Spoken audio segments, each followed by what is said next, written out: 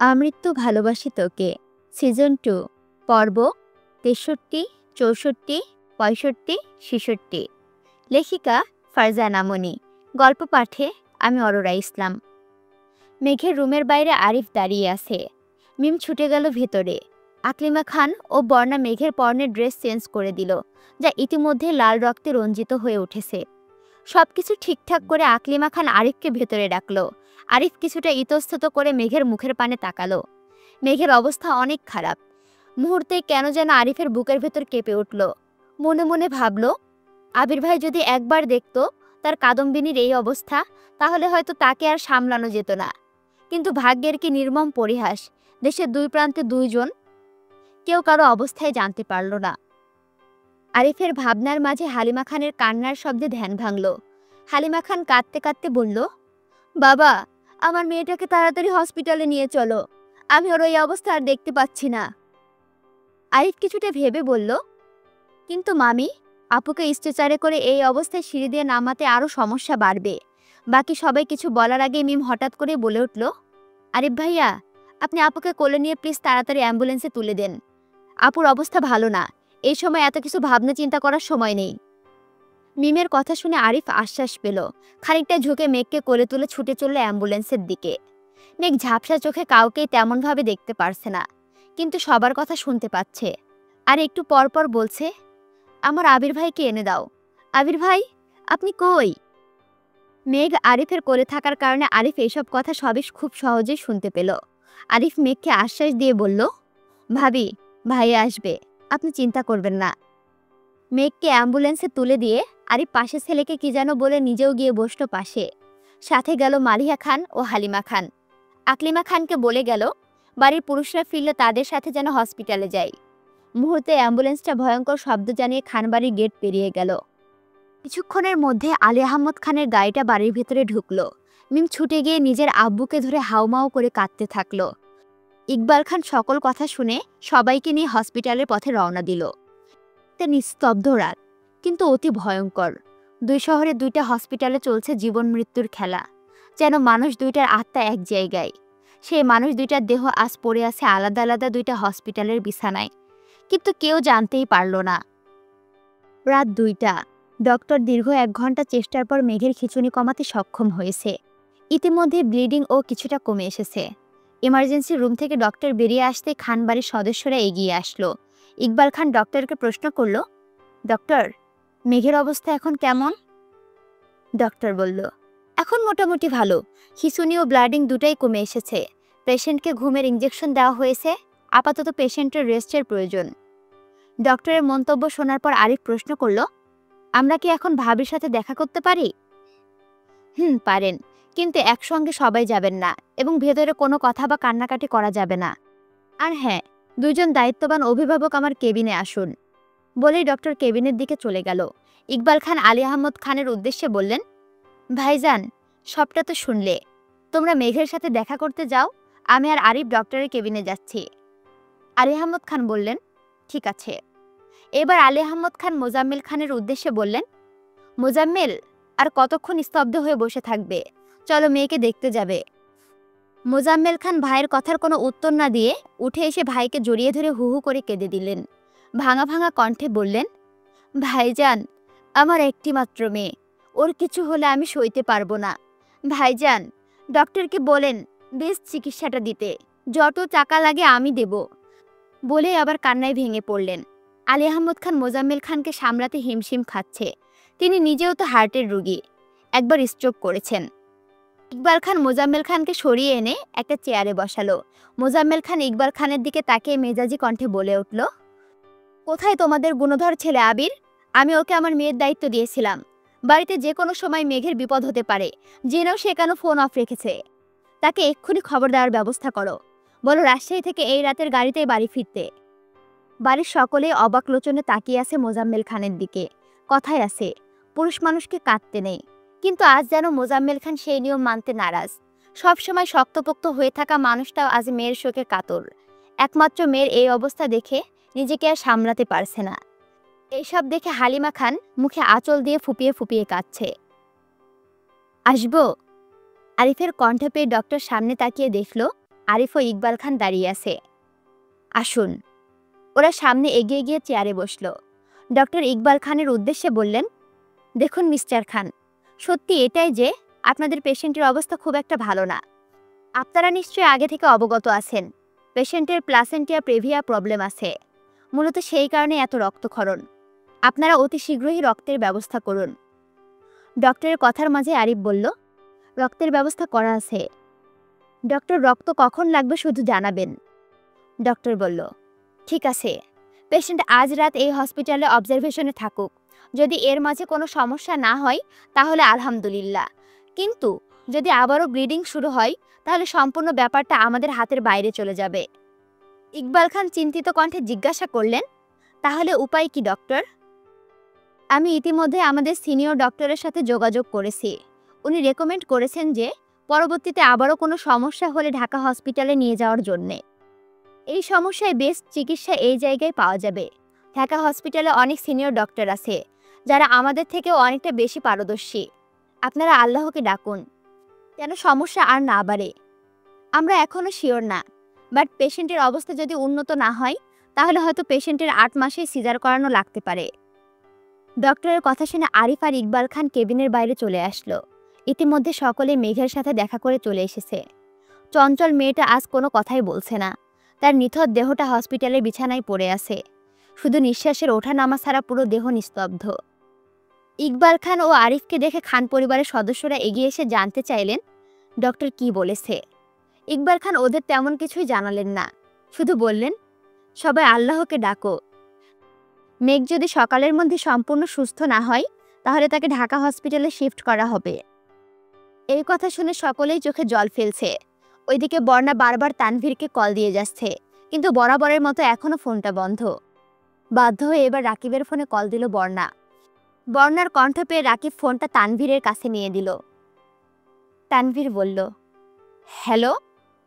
ফোনের ওপরে তানভীরের কণ্ঠ পেয়ে বর্ণা ফুপিয়ে কেঁদে উঠল।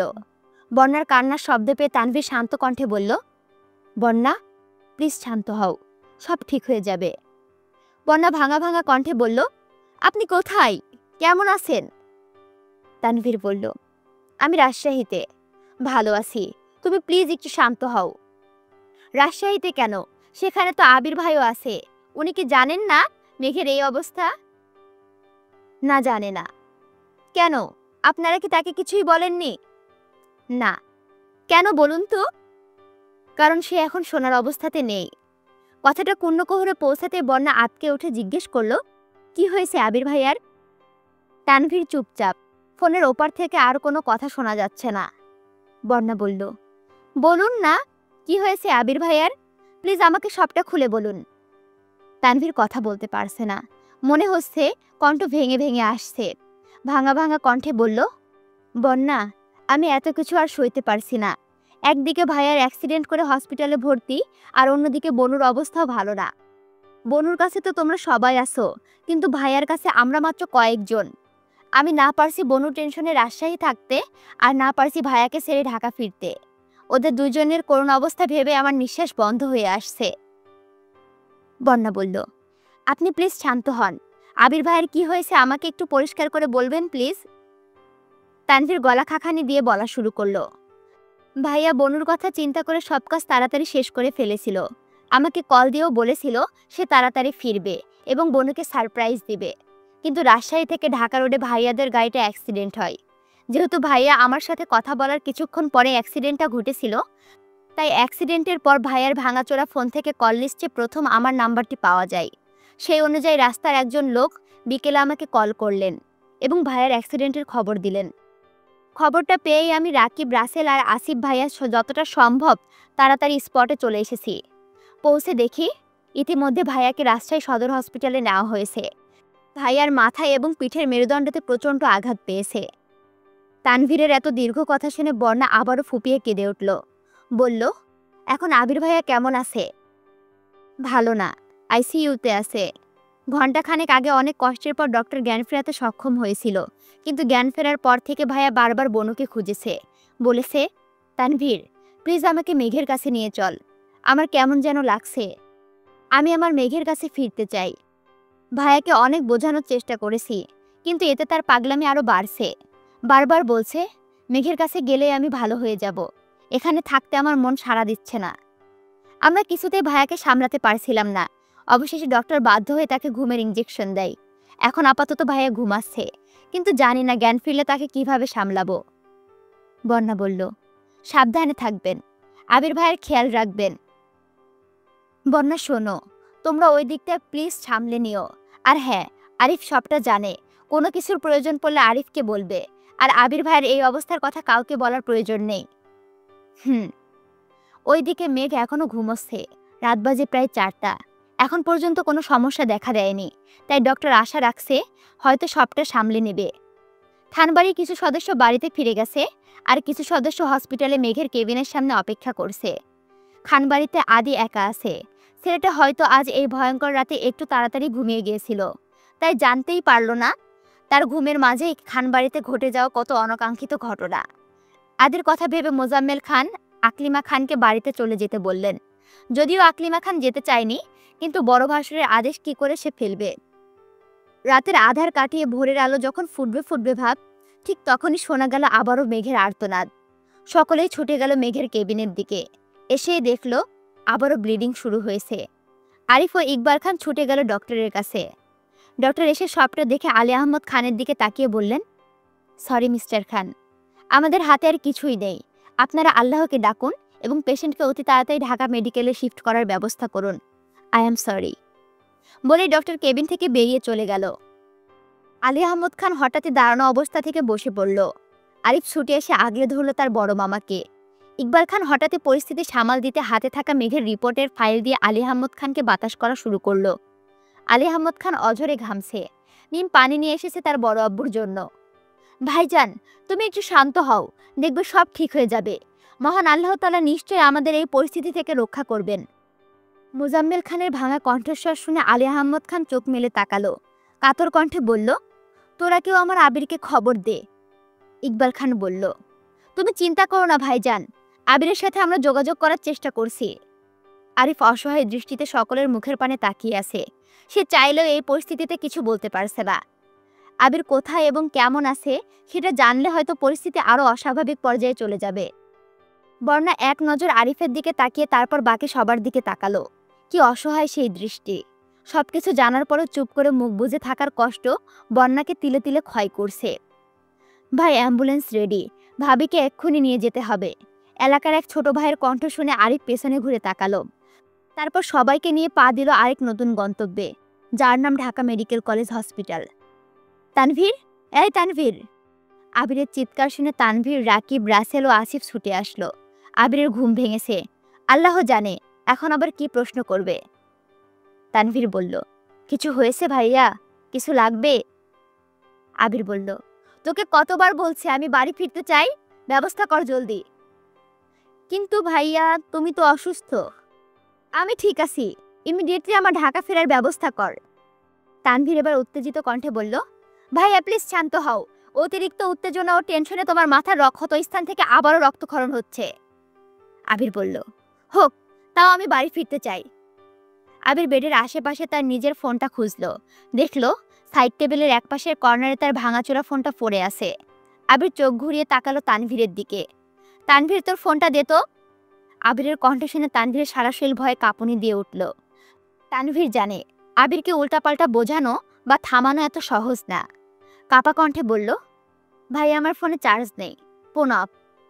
আবির বলল, কতক্ষণ ধরে তোর ফোন অফ? তানভীর বলল, গতকাল 6টার দিকে ফোন অফ হয়ে গিয়েছিল। আবির বলল, আর আমার অ্যাক্সিডেন্ট কয়টায় হয়েছিল? 4:30 নাগাদ। ও মাই গড, আমার ফোন তো 13 ঘন্টা যাবৎ সুইচ অফ। আমার মেঘ তো এতক্ষণে পাগল হয়ে গেছে। এই রাকিব, তোর ফোনটা দে তো, মেঘকে কল দেই। এই, এখানে এত চিৎকার চেঁচামেচি হচ্ছে কেন? পেশেন্টকে একা থাকতে দিন। বলেই ডক্টর এহসান বের হওয়ার পথে পা রাখলো। হঠাৎই কিছু মনে পড়ার ভঙ্গিতে পেছনে তাকিয়ে আবিরকে বলল, প্লিজ আপনি কোনো দুশ্চিন্তা করবেন না। আপনার মাথার ক্ষতটা অল্প দেখা গেলেও ভেতরে ইন্টারনাল ড্যামেজ হয়েছে অনেক। অতিরিক্ত দুশ্চিন্তা চিন্তা করলে তা প্যানিক অ্যাটাকেও রূপ নিতে পারে। বলে ডক্টর এবার বেরিয়ে গেল।